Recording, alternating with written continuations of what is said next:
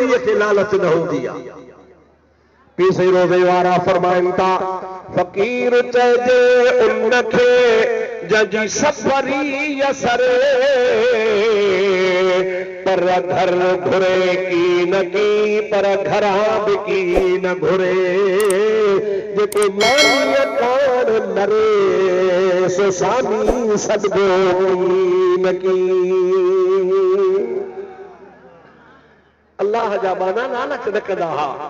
तंहिंजे करे हुनखे दरवेश खे त लालच कान ही पर हो जेके उठण वारा हा उन्हनि कूड़ हयो अलाए मतां घुरे लालच जे करे कूड़ हयो साईं हिन में लूण आ जे भला लूण आ त लूण हूंदो। इहो काफ़िलो हली हली हली हली जॾहिं दिल्ली पहुतो दिल्ली में पहुचे मंडीअ में वञी उठ वेहारियऊं उठ वेहारे जेका ॿेड़ी खोलण सां लूण 200 उठ जूं ॿेड़ियूं लूण अदा खणी आया हा शक्कर यानी मिठाई गुड़ वारी पर लूण छो थी वई हुननि कूड़ हयो त सही लूण आ वलीअ जे ज़ुबान मां निकिरी वियो दादा हूंदो अल्लाह उन पंहिंजे वलीअ जी ज़ुबान खे सचो करे मिठाईअ खे लूण करे छॾी। अमरान जो वण भेण टके मिलंदी आहे बोरी लूण जी सस्ताई ही एक गुड़ त असांजो 100 रुपए जी बोरी ॾाढो नुक़सान थियो गिचीअ में गारो करे 200 उठ काहे वरी पोते मोटा ऐं अल्लाह जे वलीअ जे दर जे आॾो बि चओ क़िबला असांखे माफ़ फरमायो असां कूड़ हयो हो असां तव्हां खां लहरायो हो असां लालच कई ही त मतां असां खां तव्हां मिठाई घुरो हक़ीक़त में मिठाई पर असां चयो लूण अव्हां जी ज़ुबान मां बि निकिरी वियो नतीजो निकितो आहे असांजो गठो ई वेहिजी वियो असांजो ढूंढो ई ढेरी थी वियो असांजो समूरो उथण वारो माल लूण थी वियो आहे हाणे त असां मरी वियासीं। अल्लाह जे वलीअ चयो घबरायो न छा हो चई सही मिठाई अल्लाह जो वली चयो त मिठाई हुई त मिठाई थी बस हुनजो जो चवण हाणे जंहिं बोरी खे खोलियो त उहा मिठाई हुजे। अल्लाह जे वलीअ जे ख़िदमत में दुआऊं वठी वापसि विया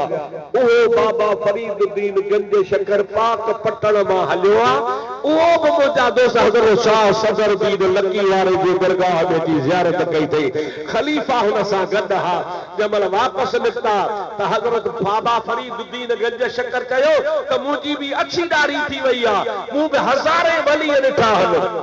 पर शाह सदर जहिड़ो वली कोन ॾिठो आहे। ख़लीफ़नि पुछो त हिन में मणिया कहिड़ी आहे मणिया जी ख़बर तॾहिं पवंदी जेको हिन जे पेशानी में नूर आहे दुनिया में ईंदे पाण ई ज़ाहिर थींदो।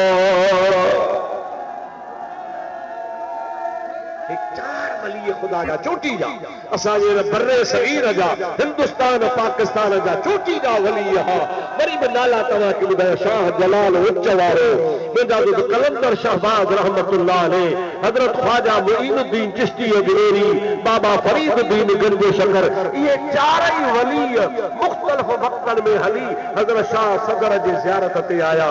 शाह सदर रज़ी अल्लाह ताला अन्हु खे औलाद थी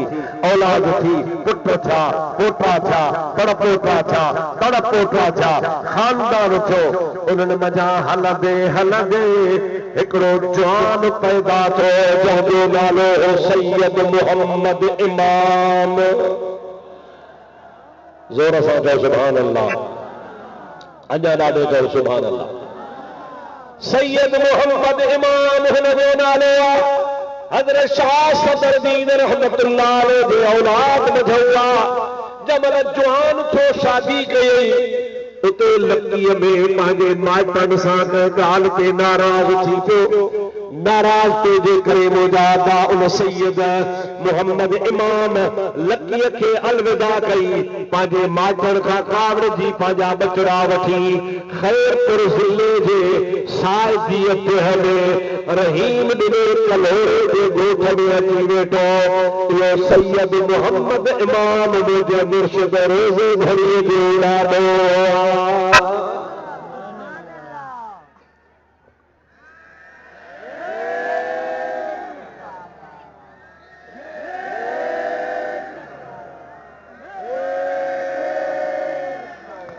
सैयद मोहम्मद इमाम रज़ी अल्लाह ताला अन्हु ओ रहीम बिन कलोड़े में जो अची वेठा उन रहीम बिन कलोड़े जो गोठ में पाण शादी कयो शादी तो उते हुई लकीअ में इते औलाद थी बचड़ा ॼावा उन्हनि बच्चन मझां हज़रत सैयद मोहम्मद इमाम खे हिकिड़ो जवान पैदा थियो जंहिंजो नालो आहे पीर साईं मोहम्मद बक्का पीर साईं पटधणी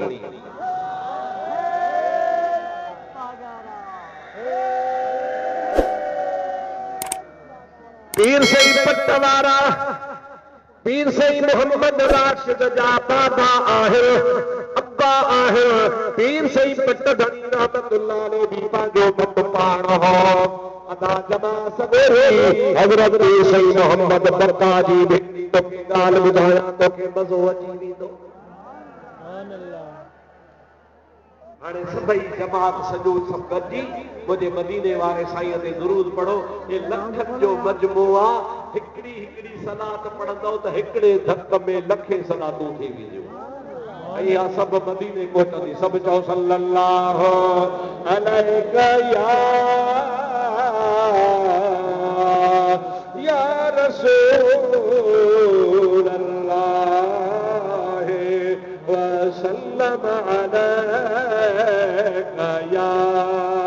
हबीब अल्लाह पीर साईं रोज़े धणी जो वालिद सैयद इमाम शाह जो फर्जंद पीर साईं रोज़े धणी रहमतुल्लाह जो बाबो पीर साईं पटधणी उते हिते दिहाड़े अञा नौजवान तुम्हारी मुबारक लहे पई शादी थियन बि कान हसे नौजवान हो पीर साईं पटधणी मोहम्मद बक्का उनी रहीम ने गलोड़े जे गोठ जे ॿाहिरां बनीअ में पंहिंजो माल बीठो थो चारे माल चारी दे छो त रहीम ने गलोड़े जो गोठ जेको आहे सो खोड़ा शहर खां उत्तर ऐं रहीम ने गलोड़े जो गोठ खां खोड़ा वरी ॾखिण तक़रीबन 6-7 किलोमीटर थींदा उन्ही खोड़नि जे शहर में भिट वारो शाह अब्दुल लतीफ भिटाई उजण फ़कीर हा उन्हनि वटि राति जो मुरीदनि में टिकियल हो शाह साहब वॾो आरिफ हो वली बि हो दरवेश बि हो साहिब करामत बि हो उहो हज़रत शाह अब्दुल लतीफ रहमतुल्लाह अलैहि राति जो खोड़नि में रही हाणे सुबुह जो निकितो आहे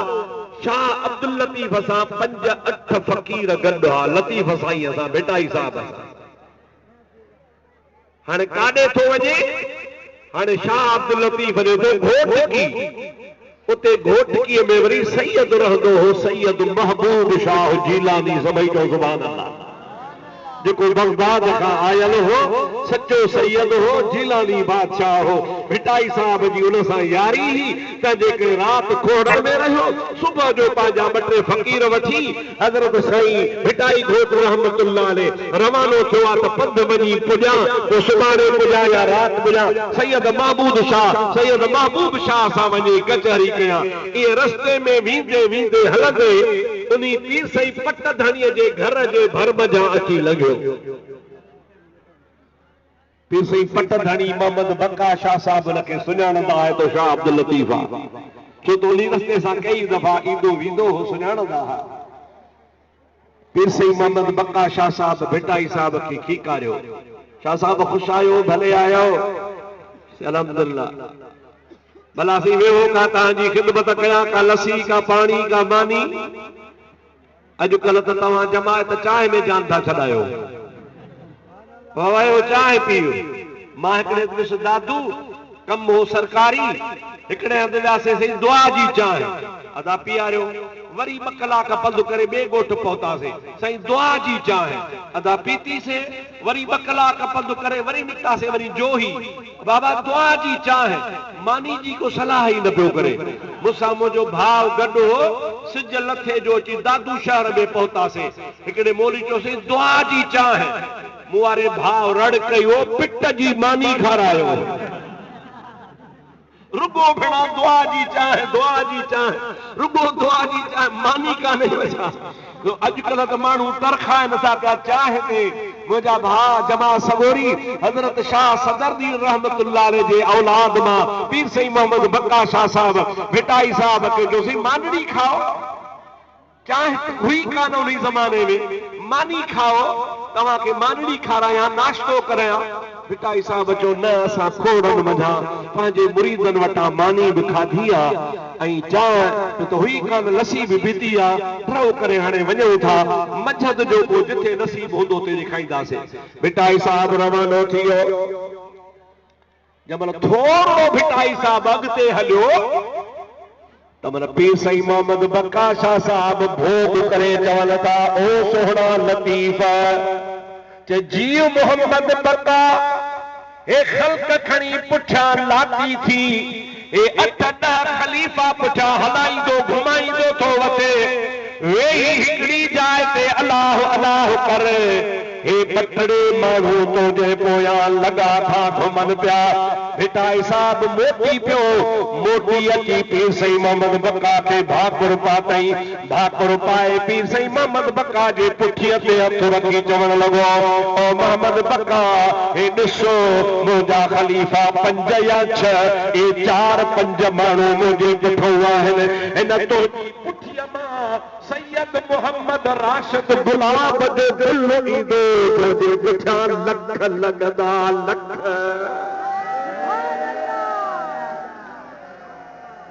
अञा नारो लगी वञे अञा नारो लगी वञे सुभान अल्लाह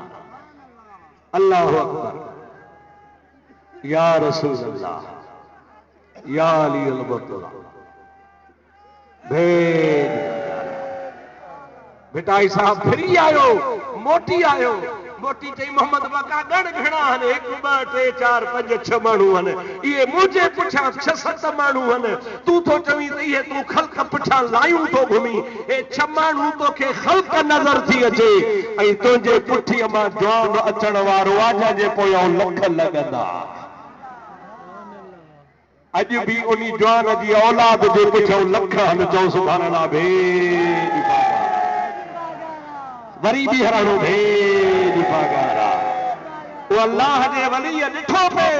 शाह अब्दुल लतीफ जूं नज़रूं हुयूं शाह साहब कशफ करामत वारो हो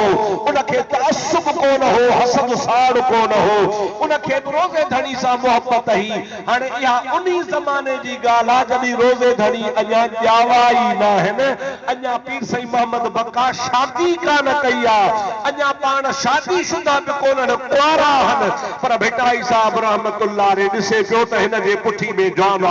मां तव्हां के हाणे वरी पोइते मोटाया हजरत शाह कलंदर केड़ो नूर ॾिठो हो हजरत शाह मुईनुद्दीन चिश्ती केड़ो नूर ॾिठो हो हजरत बहाउद्दीन मुल्तान वारे केड़ो नूर ॾिठो हो बाबा मसूदुद्दीन गंजे शकर शाह सदर जे पेशानी में केड़ो नूर ॾिठो हो इन सभिनी वलियन रोज़ो धड़ी जो नूर पे ॾिठो इन्हीं सबरी के नजर में रोज़े धड़ी रहमतुल्लाह हो सबरी के नजर पे आयो यो मोहम्मद राशिद अचण वारो आ सा परे परे खां सलाम कयूं को अजमेर खां हलियो को अफगानिस्तान खां हलियो को मुंहिंजा दोस्त मुल्तान उच्च शरीफ खां हलियो को मुंहिंजा भाउ पाक पटण शरीफ खां हलियो इहे ख़ल्क़ुनि जूं ख़ल्क़ूं अची उन अल्लाह जे वलीअ जो दीदार करण लॻा इन्ही जे करे त उन जी पेशानी में मुंहिंजो मुर्शिद रोज़े वारे जो नूर हो उन्हीं रोज़े धड़ी रहमतुल्लाह ऐं तव्हां खे ॿुधायां जमा सगोरी ॿुधायां पूरी दुनिया में 2 मिसाल हन पूरी दुनिया में 2 मिसाल हन हिकिड़ो मिसाल बगदाद वारे शहनशाह अब्दुल कादिर जीलानी जो रमज़ान में ॼमण सां रोज़ो रखे ऐं दुनिया में वरी ॿियो मिसाल मुंहिंजे महबूब मुर्शिद रोज़े धड़ी जो जंहिं ॼमण सां रोज़ो रखियो पाण धीअ जो ख़ैर जो ॼमन था अम्मा जो खीर नथा पीअनि पीर सई पटधणी रहमतुल्लाह अलैह खे ख्याल थी पियो अलाए नज़र लगी आ अलाए जिन भूत जो असर आ अलाए का ॿी ॻाल्हि हा वञा पंहिंजे मुर्शिद मखदूम मोहम्मद इस्माइल पिराने वारे ॾे को तावीज़ वठी अचां अठ पोह बंध करे रहीम ने कलोड़े जे ॻोठ खां पिराने शरीफ़ हज़रत मखदूम साहब वटि पेसे पट वारा पहुता पट्टधणी रहमतुल्लाह अलैह खे मखदूम साहब ॾिसी चवे थो मियां साहब कीअं आया हो कीअं तव्हांजो पंधु थियो आहे हज़रत पेसे पट्टधणी रहमतुल्लाह अलैह फरमायो सही पुटु ॼाओ आहे बचड़ो ॼाओ आहे खीर नथो पिए तावीज़ वठण आयो आहियां धागो कराइण आयो आहियां दुआ कराइण आयो आहियां मता मुंहिंजे बच्चे खे का नज़र लॻी हुजे अवां महिरबानी करे दुआ कयो मुर्शिद आहियो तावीज़ ॾियो मखदूम साहब खिली ॾिनो पाण चवण लॻो मियां मोहम्मद बका तुंहिंजे बच्चे खे न का नज़र आहे न को जिन आहे न को भूत आहे मोटी वञ सिज लहंदो मौलवी साहब मस्जिद में सांझीअ जी बाग ॾींदो पाण ई मोहम्मद राशिद रोज़ो छोड़ींदो इहो ॼमण सां रोज़ो रखियो आयो आहे हिकिड़ो मिसाल पीरान पीर जो आहे ॿियो मिसाल मोहम्मद राशिद जो आहे चओ सुभान अल्लाह ॾाढे त चओ सुभान अल्लाह ॾिसो हज़रत अब्दुल कादिर जीलानी उन भी रमज़ान शरीफ़ में माउ जो बेटा अची दुनिया में रोज़ो रखियो ॿियो मिसाल आहे हालांकि कई 100 साल गुज़री विया आहिनि सदियूं गुज़री वियूं आहिनि हज़ारे गौस ख़ुतब वली पैदा थिया आहिनि ऐं अञा बि थींदा रहंदा पर रोज़ो धड़ी जो मिसाल दुनिया में कोन्हे आया त ॼमण सां मुंहिंजे महबूब जी सुन्नत खयूं आया तव्हां असांजो भाग आहे जो तव्हां असांखे अहिड़ो महबूब मुर्शिद मिलियो सुभान अल्लाह त चओ अञा ज़ोर सां सुभान अल्लाह चओ सच ॿुधाइजो सच ॿुधाइजो सच ॿुधाइजो हिते तव्हां हज़ूर में आहियो मुर्शिद जे दरबार में आहियो कूड़ न ॻाल्हाइजो खरो था करो था हथ मथे खणी भेज पागारा जाओ अल्हम्दुलिल्लाह अल्हम्दुलिल्लाह असांखे अल्लाह पाक उहो महबूब मुर्शिद ॾिनो आहे जंहिंजो फैज़ अॼु बि जारी आहे असांखे उम्मीद आहे क़यामत ताईं जारी हूंदो ऐं जमायत जॾहिं रोज़े धणी वटि ईंदी हुई त हज़रत रोज़े वारो जमायत खे ॾिसी छा चवंदा हुआ पाण फरमाईंदा हुआ भली कई भौरनि जेके वास वठण आया भौर हिकिड़ो पखी आहे जीतो आहे जानवर आहे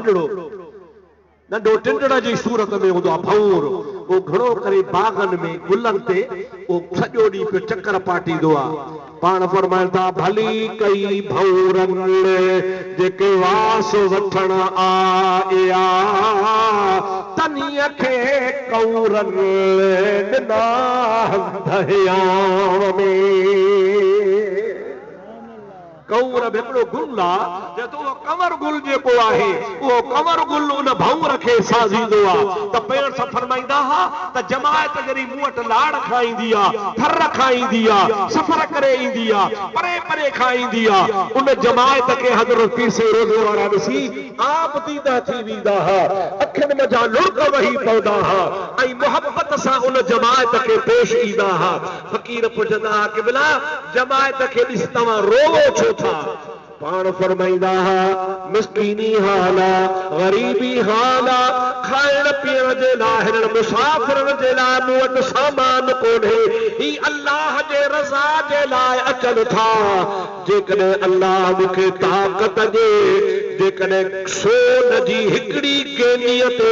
गेनी गेनी हिकिड़े क़िस्म जो मुदा सिक्को आहे पाण फरमाईंदा जे सोन जी गेनीअ ते हिकिड़ो कणक जो दाणो मिले त हिन जमायत जे लाइ जेकर मां सोन ख़र्च करे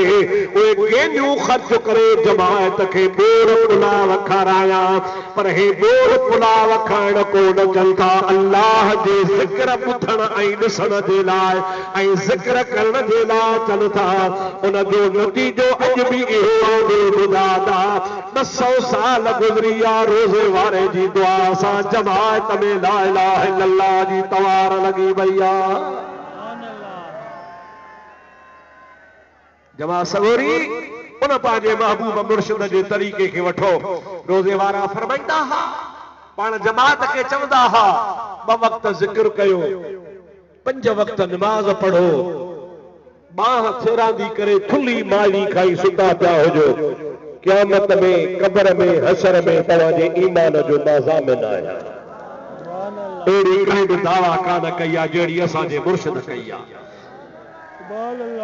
उन्हीं असांजे मुर्शिद जे पाक तरीक़े के जमात जे मथां लाज़िम आ त उनखे चङी तरह सां चिंबड़ी पओ उन्हीं ज़िक्र फ़िक्र इबादत खे न छॾियो बिदअतुनि खां बुरनि कमनि खां ख़राब कमनि खां ख़राब माण्हुनि जी सोबतुनि खां पाण खे परे रखो इंशा अल्लाह ताला तव्हांखे ख़ुदा ताला उहो दर नसीब फरमायो आहे मुंहिंजा अदा जेकॾहिं न तव्हां पंहिंजे माइटनि खे रोज़ानो 10 दफ़ा ख़त्मा ॾियो त बि माइटनि जो थोरो नथा लाहे सघो जन माइटनि तव्हांखे रोज़ो धणी जो दर ॾेखारियो आहे उन्हनि माइटनि खे दुआऊं कयो उन्हनि माइटनि खे तव्हां कुल बख़्शो उन माइटनि जे क़ब्रुनि ते वञो उन्हनि माइटनि तव्हांखे हज़रत रोज़े वारे जो दर ॾेखारे छॾियो आहे अहिड़ो मुंहिंजा दोस्त जी दुनिया में दर कोन्हे को हज़रत रोज़े धणी रज़ी अल्लाह ताला जो जहिड़ो फैज़ कोन्हे को ईअं खणी सम्झो त जीअं रसूलुल्लाह सल्लल्लाहु अलैहि वसल्लम सारे जहान खे फैज़ सां रंगे छॾियो हो तीअं मुंहिंजे महबूब मुर्शिद रोज़े धणी बि सॼे बर्रे सगीर खे फैज़ सां रंगे छॾियो हो अवां शायद गाल न समझी सघियो ये पंजाब जो आलिम हो सिंध जो आलिम कोन हो पर इन जे ज़ुबान मजा ये लफ्ज़ निकता त क़ादरी सिलसिले खे नओ रूह ऐं नई जान बख़्शण वारो पीर मोहम्मद राशिद हज़रत पीरान पीर रहमतुल्लाह अलैह 5वीं सदी में हो 5वीं सदी में 6 7 8 9 10 11वीं सदी में हजरत रोज़े वारा आया 12वीं सदी में 1171 में आया तो वह 12वीं सदी हुई तो केतरो अरसो थियो 5 6 7 8 9 10 11 800 साल खां पोइ हजरत रोज़े वारा दुनिया में आया पर पंजाब जे आलिम खे भी खबर आ वो भी जाने थो त हजरत पीरान पीर जे तरीक़े के नई जान बख़्शण वारो पीर से रोज़े वारो आ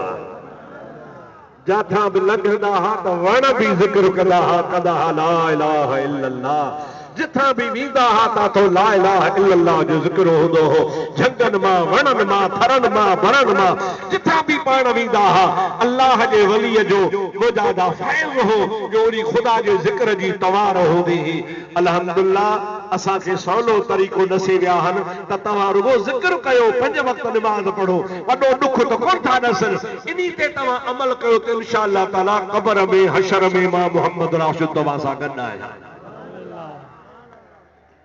हिन फैज़ जे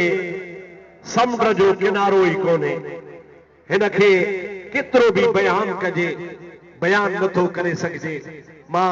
पंहिंजी ख़ुशीअ में तव्हांजे आॾो पंहिंजे अक़ीदत जा 2 अल्फाज़ ॻाल्हाए वियो आहियां मूंखे दुआ कजो सॼी जमात हूअं ई मूंखे दुआ कंदी आहे मूंखे हिकिड़े माण्हू चयोसीं तोखे वहाबी पिटींदा आहिनि मूंखे वहाबनि जी पिट लॻंदी कान मूंखे रोज़े धड़ी जी जमात दुआ कंदी आहे उन्हनि भागनि जी दुआ हुई क़बूल कोन्हे वो बेअदब आहिनि गुस्ताख आहिनि उन्हनि जी दुआ क़बूल ई कोन्हे न का दुआ न का पिट हे जेका ज़िक्र वारी जमात आहे रोज़े धड़ी रहमतुल्लाह अलैह जी इहा सभु मूंखे दुआ कंदी आहे मूंखे पिट लॻंदी कान का मां पोढ़ो आहियां कॾहिं जवान आहियां मां दुआ कयां थो अल्लाह ताईं तव्हां असांखे असांजे औलाद खे इहो दर हमेशह नसीब फरमाए अल्लाह से तव्हांखे असांजे औलाद खे असांजे तव्हांजे औलाद खे हमेशह इन तरीक़े ते जियारे इन तरीक़े ते मारे इन महबूब मुर्शिद जी दामन नसीब फरमाए अवां पंहिंजे मुर्शिद जे अहकामात ते अमल कयो जेको बि तव्हांखे दरगाह शरीफ़ खां हुकुम मिले इन ते लब्बैक चओ दरगाह जा ख़लीफ़ा दरगाह जा चना दरगाह जा मुख